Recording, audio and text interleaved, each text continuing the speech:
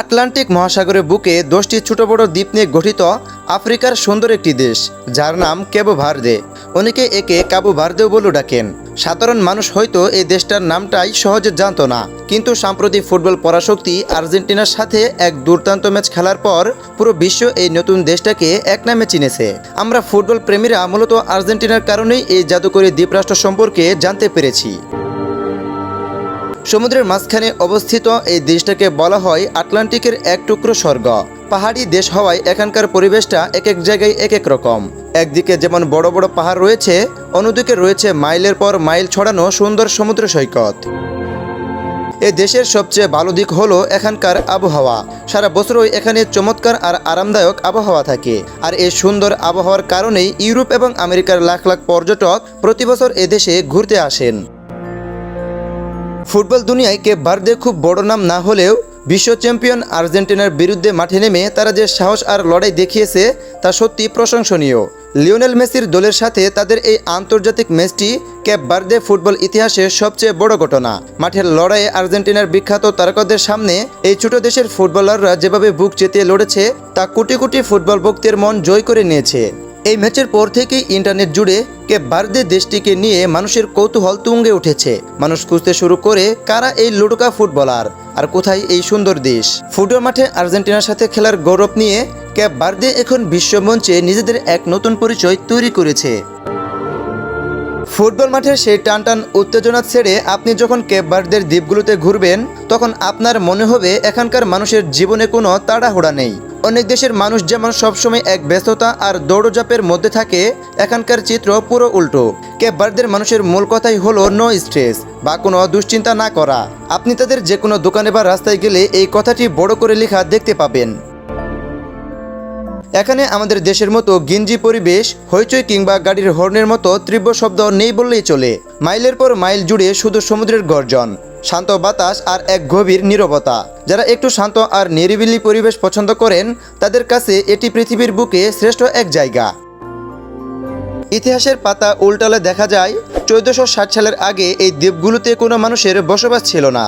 Portuguese নাবিকরা প্রথমে এই জনমানবহীন দ্বীপগুলো আবিষ্কার করে এবং সেখানে থাকতে শুরু করে। দীর্ঘ প্রায় 500 বছর পর্তুগিজ শাসনের পর 1975 সালে কেপ ভার্দে পুরোপুরি স্বাধীনতা লাভ করে। দীর্ঘ পর্তুগিজ শাসনের কারণে এখানকার মানুষের ভাষা এবং সংস্কৃতিতে ইউরোপের একটা বড় প্রভাব রয়েছে। এদের অফিসিয়াল ভাষা পর্তুগিজ হলেও স্থানীয় মানুষ ক্রিওলো ভাষায় কথা বলে। আয়তনের দিক থেকে দেশটা মাত্র 4000 বর্গ কিলোমিটারের কাছাকাছি, যা বাংলাদেশের তুলনায় অনেক ছোট। জনসংখ্যার দিক থেকেও এটি পৃথিবীর অন্যতম কম মানুষের দেশ। 2026 সালের বর্তমান হিসাব অনুযায়ী এই পুরো দেশের জনসংখ্যা মাত্র 6 লক্ষের কাছাকাছি। মানুষ কম হওয়ার কারণে পুরো দেশটাই অনেক ফাঁকা, পরিচ্ছন্ন ও শান্ত। নিজেদের বড় কোনো ভূখণ্ড না থাকলেও চারিদিকে বিশাল সমুদ্রই কেপ ভার্দের সবচেয়ে বড় সম্পদ। এখানকার দ্বীপগুলোর সমুদ্র সৈকত এতটাই সুন্দর যে এর নীল পানি দেখলেই প্রথম দেখায় আপনার মনে হবে আপনি বুঝি কোনো রূপকথার রাজ্যে দাঁড়িয়ে আছেন। বিশেষ করে শাল এবং বোয়া তিস্তা দ্বীপের সাদা বালুর সৈকত পর্যটকদের প্রধান আকর্ষণ। এবার যদি বৈশ্বিক কিছু সূচক বা র্যাঙ্কিংয়ের দিকে তাকাই, তবে আফ্রিকার অন্যান্য দেশের তুলনায় কেপ ভার্দে এক অনন্য উদাহরণ। আফ্রিকার সবচেয়ে গণতান্ত্রিক এবং দুর্নীতিমুক্ত দেশগুলোর তালিকায় কেপ ভার্দে সবসময় উপরের দিকে থাকে। শান্তিতেও এই দেশ আফ্রিকার অন্যতম নিরাপদ রাষ্ট্র। এখানে সামাজিক অপরাধ, চুরি ডাকাতি বা মারামারি নেই বললেই চলে। এখানকার মানুষেরা মানসিকভাবে বেশ সুখী ও নিরাপদ জীবন পার করেন। এখন কথা বলা যাক সবচেয়ে প্রয়োজনীয় বিষয়, উপার্জন আর খরচের হিসাব নিয়ে। কেপ ভার্দের অর্থনীতি মূলত পর্যটন শিল্পের উপর নির্ভরশীল। 2026 সালের তথ্য অনুযায়ী এখানকার মানুষের মাসিক গড় বেতন প্রায় 350 থেকে 400 মার্কিন ডলারের কাছাকাছি, যা বাংলাদেশি টাকায় প্রায় 42 থেকে 48 হাজার টাকার মতো। তবে যারা ভালো কোনো সেক্টরে কাজ করেন তাদের আয় আরও বেশি।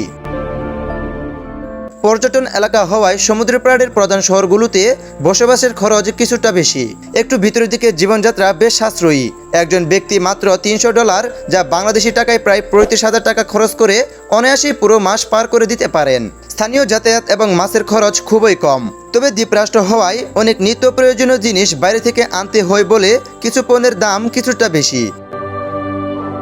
কেপ ভার্দের সামগ্রিক অর্থনীতির মূল মেরুদণ্ড দাঁড়িয়ে আছে মূলত পর্যটন এবং রেমিটেন্সের উপর। তাদের নিজস্ব কৃষিজমি খুব বেশি নেই, কারণ দ্বীপগুলোর মাটি আগ্নেয় শিলা বা শক্ত পাথর দিয়ে তৈরি।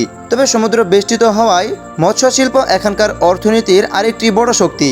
টুনা মাছ সহ বিভিন্ন সামুদ্রিক মাছ তারা ইউরোপে রপ্তানি করে থাকে। মজার ব্যাপার হলো কেপ ভার্দের যত মানুষ দেশে বাস করে তার চেয়ে বেশি মানুষ প্রবাসী হিসেবে আমেরিকা ও ইউরোপে বাস করে, এবং তাদের পাঠানো রেমিটেন্স দেশের অর্থনীতিকে সচল রাখে। এখানকার সংস্কৃতিও বেশ সমৃদ্ধ ও সুরময়। কেপ ভার্দের নিজস্ব এক ধরনের ঐতিহ্যবাহী সঙ্গীত রয়েছে যাকে বলা হয় মরনা। এই গানগুলোর সুর অত্যন্ত আবেগময় এবং শান্ত, যা শুনলে মন ভালো হয়ে যায়। বিকেলের সোনালি আলো যখন আটলান্টিকের নীল জলে এসে পড়ে, সমুদ্রের শান্ত হাওয়া যখন দ্বীপে বয়ে যায়, তখন মনে হয় এ যেন প্রকৃতির নিজ হাতে আঁকা এক জীবন্ত রূপকথা। ফুটবল মাঠের বীরত্ব আর প্রকৃতির এই শান্ত রূপ সব মিলিয়ে কেপ ভার্দে দেশটিকে আপনার কেমন লাগলো কমেন্ট করে অবশ্যই জানাবেন। প্রতিবেদনটি ভালো লাগলে লাইক ও শেয়ার করতে পারেন।